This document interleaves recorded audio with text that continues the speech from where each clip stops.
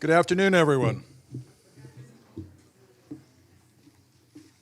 Madam President, ladies and gentlemen, I'm Edward Gallagher, President of the American Scandinavian Foundation, and it is my great pleasure to welcome you to Scandinavia House, the Nordic Center in America, headquarters of the ASF, for this very special screening of the acclaimed documentary, The Day Iceland Stood Still, introduced by Her Excellency Halla Tómasdóttir, President of the Republic of Iceland. We are honored to welcome President Tómasdóttir, who was elected to the presidency almost 1 year ago, and at that point she joined the other Nordic heads of state of the Nordic countries to be a patron of the ASF. She is our only female patron and one of the few women who serve as a head of state in the Western world. So it is especially appropriate that she comments today on this film which depicts and explores the historic event 50 years ago, which made an unforgettable statement about the need for gender equality. President Tómasdóttir has, for a number of years, been a powerful and inspiring advocate for women's rights, as well as a number of other pressing issues that are confronting our societies today, including the effect of social media on youth, the challenges to our climate, and the role of social media in our society. For many years, she has had a strong relationship with the United States, first as an exchange student, and later when she studied and received her MBA at the Thunderbird School of Global Management. Then when she was in a number of positions at M&M Mars and Pepsi-Cola. She even lived in New York at that point. In Iceland, she was the first woman to serve as CEO of the Iceland Chamber of Commerce and co-founded a women-run investment firm which promoted responsible finance. From 2018 to 2024, she returned to the United States and to New York, and she was CEO of the B Team, a global nonprofit that advocates for responsible business practice. Since its founding over 110 years ago, the American Scandinavian Foundation has been dedicated to creating stronger bonds of understanding between the United States and the Nordic countries, reinforcing our shared values and appreciating our differences. Scandinavia House was created in 2000 to serve as a forum for the exchange of ideas and experiences. Today's program is very much in keeping with that. And if you're not familiar with Scandinavia House, I hope you'll look at all of our programs. We offer over 200 each year, films, exhibitions, concerts, children's events, and much more. Please come back. And right now, we are going to be seeing the film, but first we're going to have an introduction from President Tómasdóttir. Following the film, she will engage in a conversation with the award-winning journalist, television producer, and media leader, Pat Mitchell, who is a lifelong advocate for women in the arts. And now I would like you to welcome to our stage Her Excellency Halla Tómasdóttir, who will speak about the day Iceland stood still.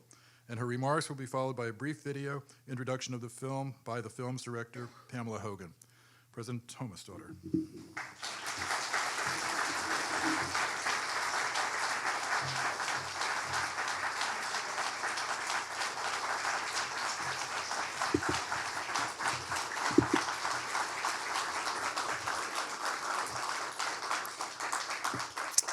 Thank you so much. What a wonderful place to be in. So welcome to Scandinavia House, or might I say Nordic House, to this very special moment. I feel right at home here, not just because I've lived in New York part of my life, but because here we are together, the Nordic countries working together. And the very theme that I hope you will see in this film is that through collaboration, through solidarity, through courage, and through joy, we actually can change the world for the better. This is a story that means a lot to me. I was 7 years old when this day happened, and it happens to be my mother's birthday. And at the age of 7, I didn't understand why women in Iceland refused to do any work that day. To me, it didn't make any sense that my mom and her 8 sisters, who were always baking and serving and cleaning up, did none of that day, and were stronger and more powerful than I had ever experienced before. Meanwhile, her 2 brothers and all of their husbands were doing a pretty bad job at serving and cleaning up. Something made me ask, why are you not doing any work? Some use the words, we are taking the day off. Others use the words, we're on a strike. And my mom's youngest sister looked at me and she said, we are on a strike because we want to show that we matter. And I think in some fundamental way, at the age of 7, I started to think that I might want to matter. And I think that is the most important human feeling we all have, the need to serve in our lives, to matter. So I'm hoping, and just to add before, because I don't want to take away from the story, some of you may know it, some of you may not, but I'm fairly sure that Iceland would not have been the first country in the world to democratically elect a woman as president in 1980 if the women of Iceland had not done this in 1975. And I'm not sure that I would have become the second woman to serve as president of my country if they had not done this. 50 years this year since they had the courage, the audacity to show that the world doesn't work when women are not at work. And so it's an important year and something for all of us to really think about. We stand on the shoulders of those women who had the courage to do what they did. And I think what I would like to ask you to think about as you watch this documentary at this pivotal time for humanity is, what will we do this year to ensure that 50 years from now, our children, our grandchildren might look back and thank us. Enjoy.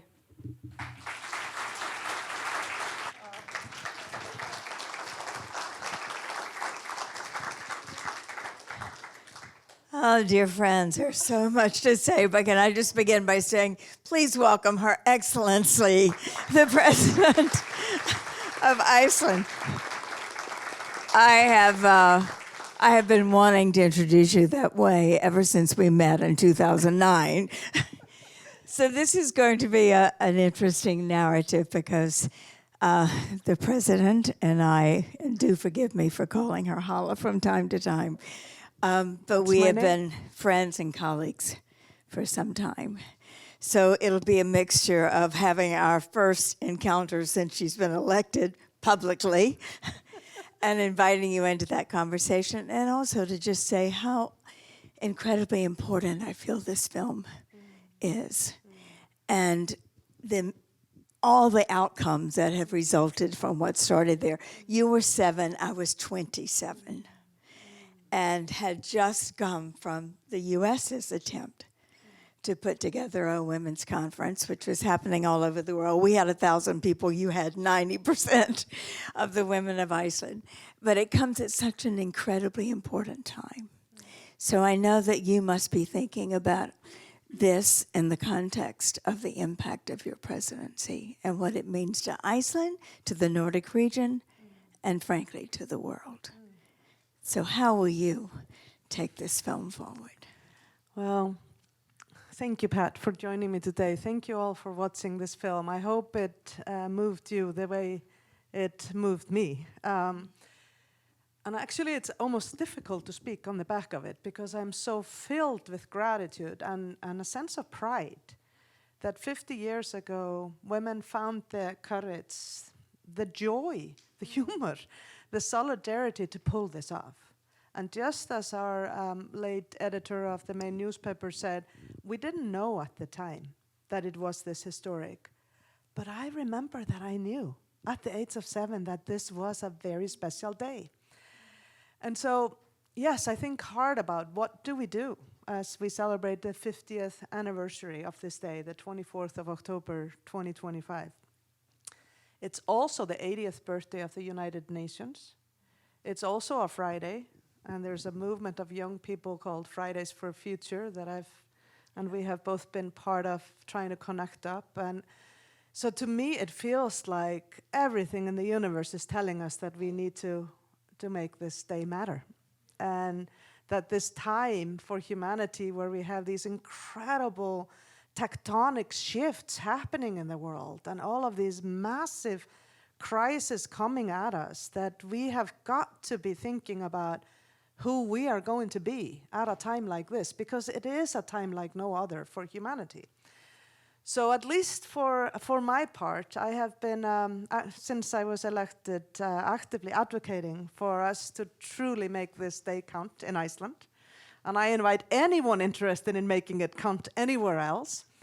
But I think there is something different happening now, Pat, that I really think we should speak to, because every event like this historically has its context.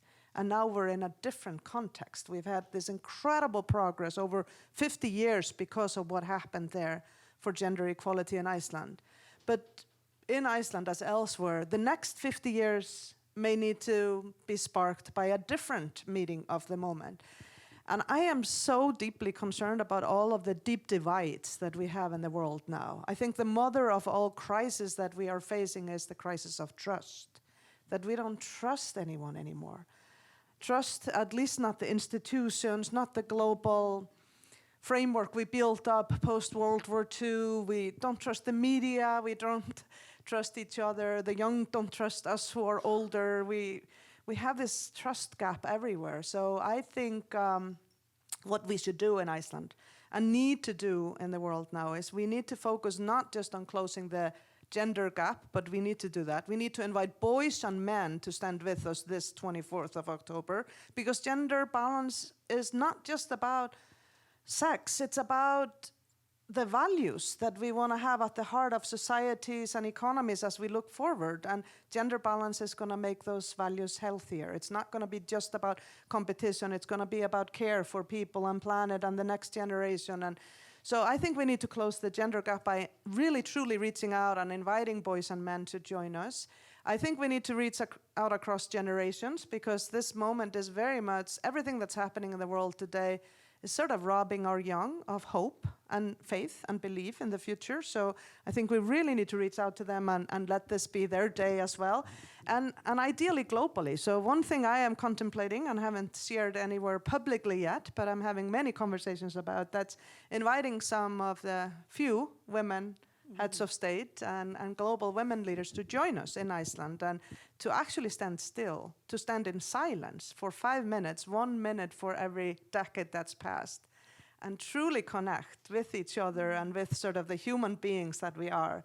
Meet this madness that's happening in the world with stillness, and stand in solidarity, courage and joy, and wear white. And so this is what I'm sort of advocating for, and lots of people are advocating for different versions. And honestly, I think anybody can show up on this day and stand for what they want. But I think we need to stand still at this maddening pace of almost unraveling that I think we're all feeling on some level, no matter what our politics or age or gender or country of origin. I think we're all feeling that we're in the middle of this sort of tectonic shift in the world, and we will meet that moment much better if we can connect with our humanity, with each other across all of those typical divides. And I'm advocating for us to do that in Iceland this October and anywhere else where someone may want to organize to join us. I will be there. I know you will. The film invites us to reflect on what really we mean by gender equality, and also it gives us an opportunity to think about the courage, the bravery, the risk-taking that's involved in creating any kind of change. And it also reminds us how critical it is at all moments when there are these teutonic shifts you mentioned, that we have bold leadership. We have leaders willing to step forward and to stand for the values of equality and equity and justice. So I know you think deeply about this in terms of where your leadership now sits. And you're doing it in a country known to be the best in the world, actually, to be a woman. So how are you thinking about your presidency as a woman and as the transformative leader this time calls for? Well, I think we must all be thinking really hard about this moment, whether we sit in positions of formal leadership or wherever we can have influence. And I have been thinking for a long time about the Nordics. It's interesting that we have used the symbol in Nordic collaboration, we've used the symbol of swan for a long time. And swans fly in sort of this mode where they take turns who flies front, no matter what their size and shape and color. They sort of take turns to take care of the whole, to cut the wind. And I'm thinking about the world a lot today and wondering where do we see the light? in the midst of everything that's happening. And the Nordics feel very small individually as countries, particularly Iceland, tiny little country, but we have punched above our weight, all of the Nordics, I would say. But when you think about the Nordics collectively, we are the 11th largest economic area in the world. So we're G11. No one really thinks about that. And I'm really reminding us of that. And just like here at Scandinavia House, we come together to have this place of conversation and convenings. We have a joint embassy in Berlin that came after the Berlin Wall came down, where all the Nordics are in one place. And we celebrated 25 years jubileum last fall, and heads of state and the royal families from across the Nordics came together. And I thought, why don't we do this everywhere? Because there's something in our DNA where we just know how to collaborate in the Nordic cultures. And not only are we economically powerful, we're rated from between 1 and 5 on happiness, well-being, life expectancy, gender equality, healthcare, education, entrepreneurship, human development, and I could go on. I mean, we are consistently ranking at or near the top. So, possible theory of change if we can find the courage, because one good thing about the Nordics, maybe not Icelanders, sorry Icelanders in the room, but Nordics are generally humble. Maybe Icelanders are a little crazy out of the bunch, but Nordics are generally humble people and therefore don't necessarily shout or want to brag about what they do. But I think the time has come for the Nordics to let their light shine a little brighter, a little louder, let their voice and values be heard and seen more powerfully. And I think through that, we have the possibility to be a lighthouse in a world that sorely needs one right now. And I'm not going to sit here or anywhere and tell other countries or leaders that they have it wrong, because I'm not sure any of us have the answers at this turbulent time.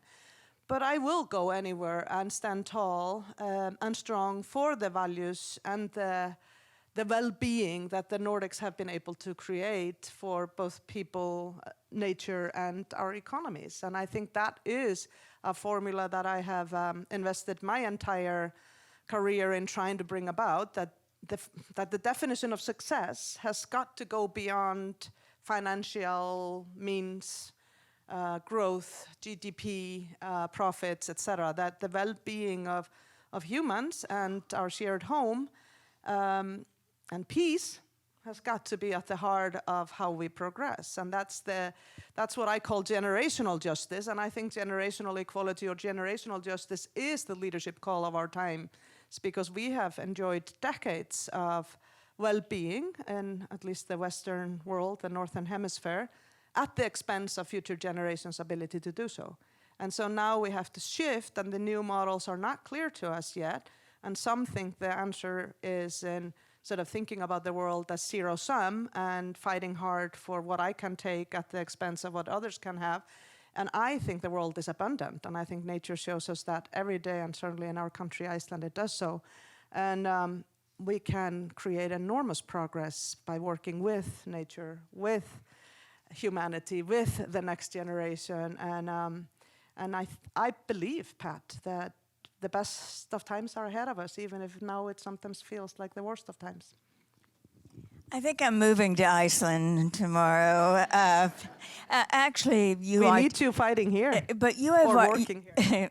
Not surprisingly, knowing your leadership on so many in so many areas over your lifetime, Halla, already, it's not surprising that you are already articulating a really transformative way to think about your leadership and the leadership of the region in which you live and lead. And yet we are at a time when we still have the imbalance of leadership at the level where most decisions are made. I think we're at the lowest point of women leading countries than we have been in many, many years. And yet in Iceland, you're really seeing women leading almost all of the major organizations and paths for possible transformation. So what has that been like?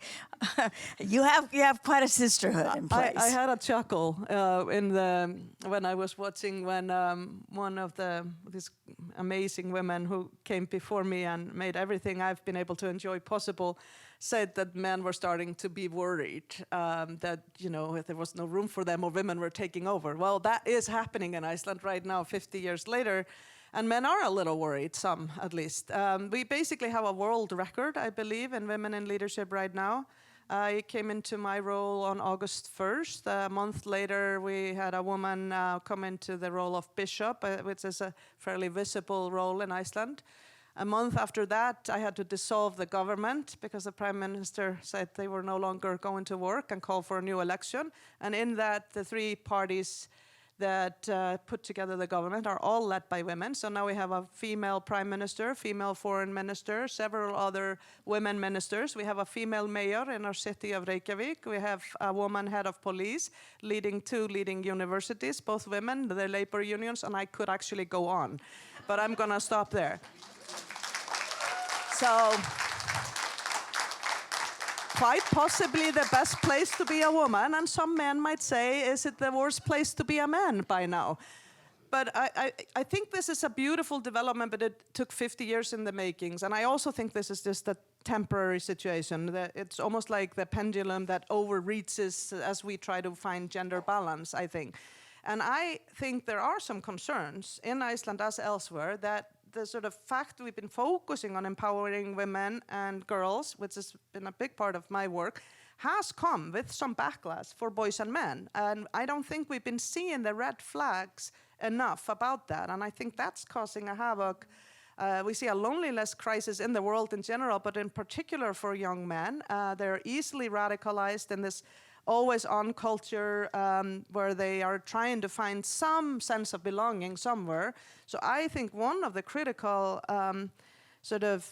roles for me is to find out not just how I can, but how I can help ask more men to kind of lean in to be the leaders that young men are now looking for and help young men find a way to matter. Because at the end of the day, what I learned 50 years ago on this day is that we all want to matter. And it's when we don't find a way to matter or we don't find a place to belong that we get lost and look sometimes maybe for easy answers or not the best way forward. So I think it's going to be very important to truly think about gender balance as across for all genders, and to truly think about generational balance, both in terms of using the wisdom of older people that we often reject from society after a certain age, and letting young people sit more powerfully at the table where we shape the future. So truly bridge the generational gaps that we have created. And then finally, the global gaps. I'm very concerned that we are living in the West or the North or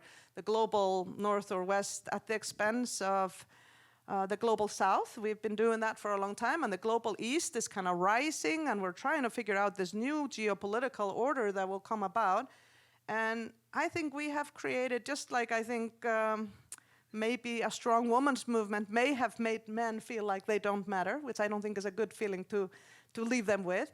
I think maybe a strong movement for progress in the North at the expense of the South of the hemisphere has made them not trust us and not believe that we ever have their interest at heart. So I really think building these bridges is going to be critical for all of us who want to lead this next phase of transformation for the world. And so I really try so hard, Pat, and it's not easy. You know it. We've done work like this together to bring people together that normally don't listen to each other, be it because of gender or age or geography or ethnic background or economic background. It's very hard, and yet more important than ever. What have you learned in these months now as a leader of a country? What have you learned about how to do that? What are the lessons of leadership that you can share? I've learned so much. Every day in this role really is, and every day in life is fortunately a learning experience. But in this role, no day is the same for me. But I have learned that when we put down our phones, and by the way, 13 to 16-year-olds spend on average 9 hours a day on screen, 5 on social media. They get 223 notifications on their phones a day.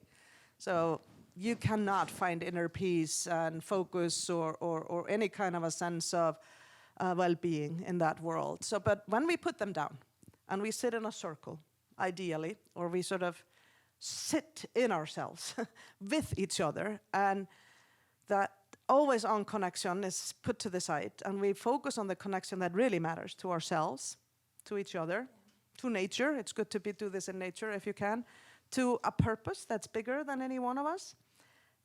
All of those connections are what really matters to every human being to matter. Then people are capable of quite extraordinary conversations and collaborative efforts. And so I'm determined to be a president that doesn't make a lot of written speeches. People find that very surprising. I constantly say, they ask me, you want to come and make a speech? And I say, can we do a talk? Can we do a fireside? Can we do a chat? Can we do a circle? Can we have conversations? Because I have many more questions than answers. And I find that approaching it like that opens up space for people to matter.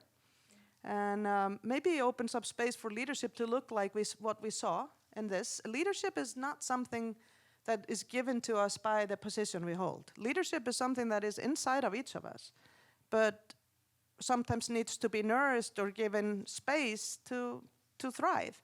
And I really am trying to create more those kind of spaces, those kind of conversations and connections, and see what emerges. And so we started a movement, for example, just a few weeks into my new role called Nights of Love, on the back of the sad incident that happened in our country where a 16-year-old girl died from a knife injury caused by another person that was an adult yet. First time in our country that happened. I know in the United States we're more accustomed to violence, but in Iceland cops still don't carry guns, and this was very new to have a violent incident like that. So we started with a lot of young people leading it, a movement called Nights of Love, where we are determined to make love, or as we call it in the Nordic languages, kærlighed, or kærleikur, which is almost like love and care together, the most powerful force in our country. And we're letting young people sort of shape what does that look like, and hopefully we'll have a nationwide initiative to limit the damage that the screens and phones and social media are wrecking on our mental health. Hopefully that will help our societal health, our democratic health become better again. And hopefully next year we'll host a national meeting where ordinary citizens of Iceland, I've done this before after the financial crisis together with some great people, including Björk, whose restaurant is named after. And we've sort of brought together ordinary Icelanders to talk about the future. What are the next 50 years about? We may be one of the few countries that can actually do this. We did 0.5% of the nation in 2009, and I don't know if we'll aim for a similar percentage now. We've grown somewhat in numbers, but we can reach a significant portion of our country across generations and genders and geography and really have a conversation about the future. And so maybe we can show the way through those kind of initiatives in Iceland and use our inherited gift to tell stories since the 8th or 9th century to show what is possible in a world that feels quite impossible at times. It feels so much more possible listening to you today, I must say. But you've already, nights off, isn't that great? Nights of love? Nights of love. Days off, nights of love. I think we've got a model here for transformation. So I promised there'd be a couple of personal moments, so I hope that you will, that's okay to introduce the fact that you're blessed with a wonderful partner in your life, Bjorn, who I'm sure is modeling. The first man in Iceland. Yes.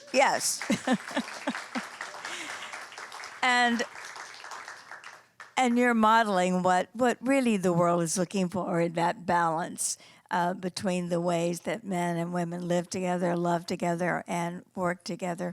But I also think a great deal about you as a friend, that there's so much pressure in these jobs. There's so many decisions that come at you in a way that's hard for any of us to quite imagine.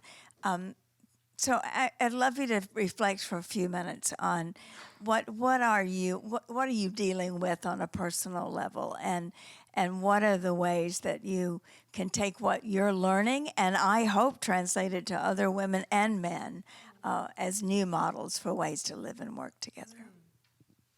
Wow. Well, I first want to recognize the fact that Björn, my husband, is modeling that a man can be strong by supporting a strong woman. I actually think this is quite a powerful concept, that I take nothing away from his strength by being strong, and he doesn't lose any of his strength by supporting me. I actually think we need more of those role models, because I think throughout my career I've seen many women having to choose to either not have a partner or to leave a partner or to choose a partner late in life because they didn't find it possible to be all they desired to be in a healthy partnership. So I think that sort of modeling that is very powerful, and all that credit goes to my wonderful husband, who's very, very special. And I can sense that this is sending a powerful message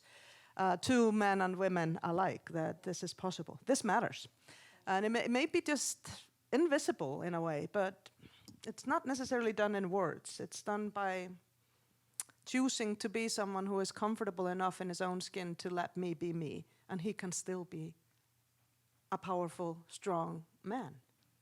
That it's not a zero-sum game between us. I think that's powerful. So I would really want to compliment him on that, and I see that happening, and together I think we can help shape that.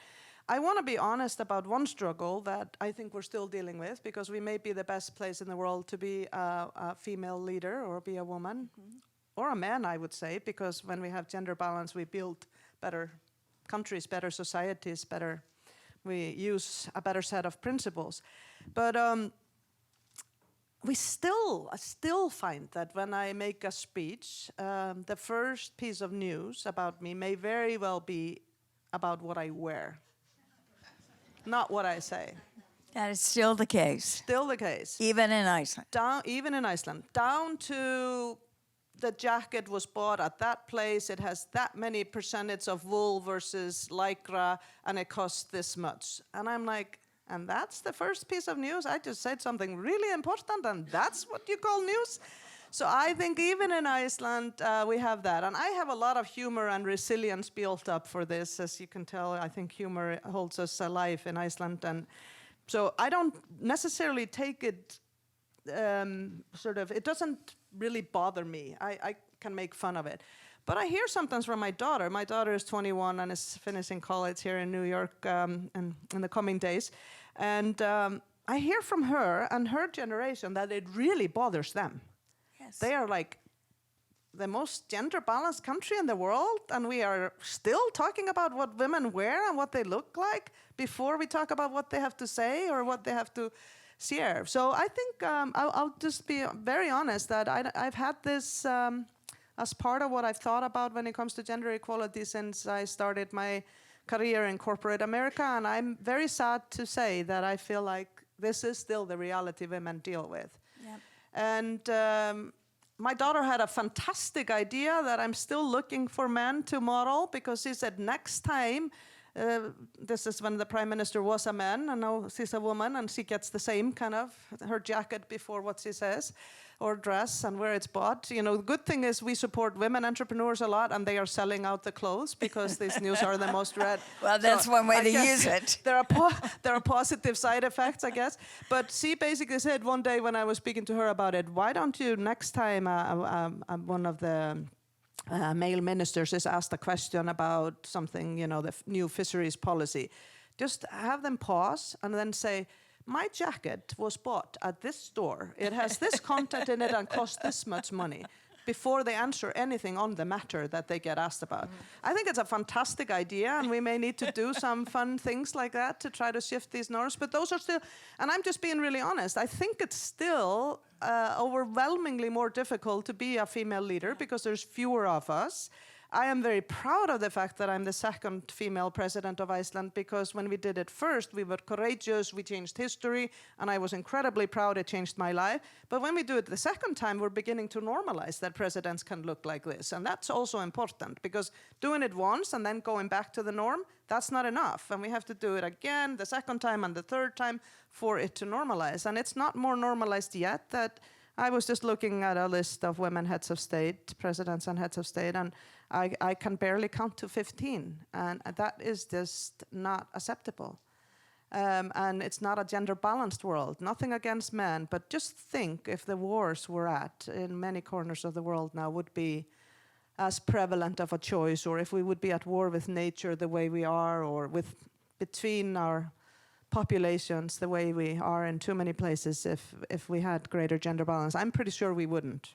I'm pretty sure that there's peace, shared prosperity for people and planet available with more women in leadership, more gender balance in the values that we build our societies around.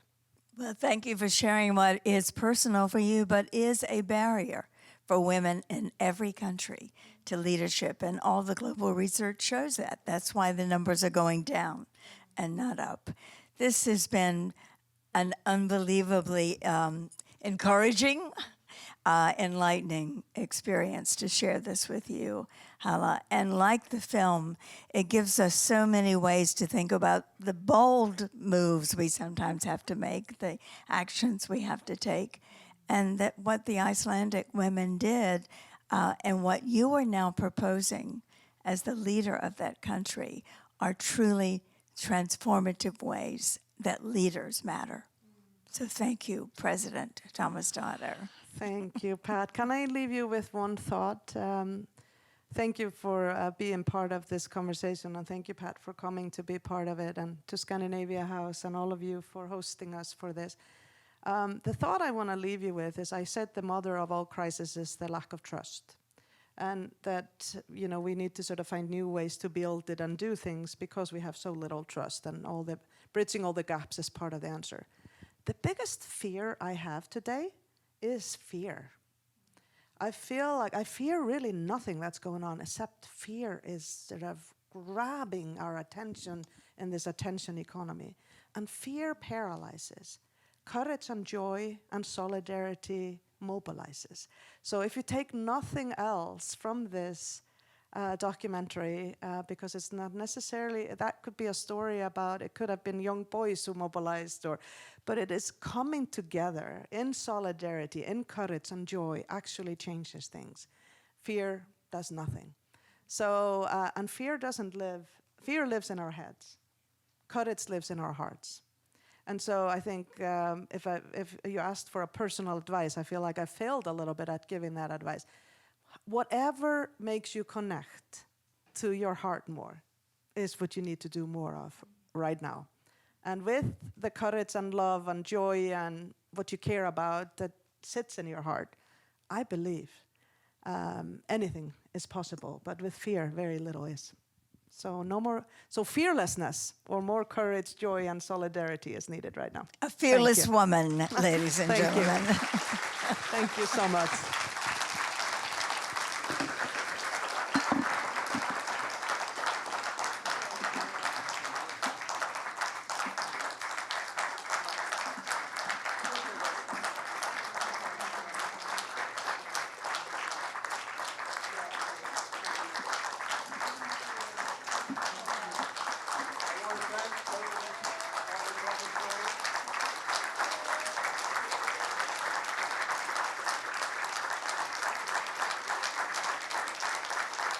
Truly inspiring and fantastic, and I hope you know you have a home here at Scandinavia House whenever you like, and we love hearing you.